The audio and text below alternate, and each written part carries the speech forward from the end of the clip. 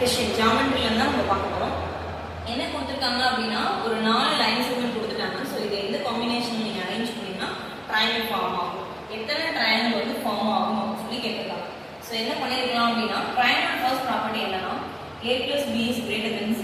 அதாவது ரெண்டு சைடு நான் ஆட் பண்ணேன் அப்படின்னா அந்த சம் வந்து எனக்கு எப்படி இருக்கும்னா தேர்ட் சைடை விட லார்ஜஸ்டா இருக்கும். ஸோ அப்படி இருந்தாதான் ட்ரையாங்கிள் ஃபார்ம் ஆகுமே ஆகும். ஸோ இந்த ப்ராப்பர்ட்டியை மட்டும் மைண்ட்ல வச்சுட்டு சம் சால்வ் பண்ணுவோம். 2 plus 5 ஃபர்ஸ்ட் இந்த மூணை எடுத்துக்கேன். 2 5 7 எடுத்துக்கேன்.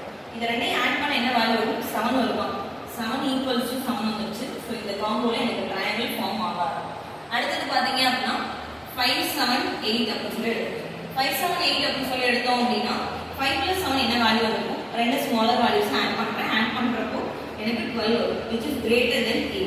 ஸோ இந்த காம்பினேஷன் இந்த ப்ராப்பர்ட்டி எனக்கு ஃபாலோ ஆகுதா? அப்போ இங்க ட்ரையாங்கிள் ஃபார்ம் ஆகும் இந்த காம்போ.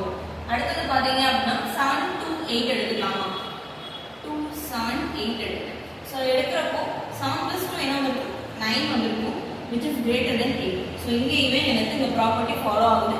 ஸோ இங்கேயுமே ட்ரையாங்கிள் ஃபார்ம் ஆகும். வேற எந்த காம்போவும் நம்ம எடுக்க முடியாது, ஏன்னா 8 தான் பெரிய வேல்யூ. ஸோ இதை வச்சு நான் காம்பினேஷன் எடுக்க முடியாது.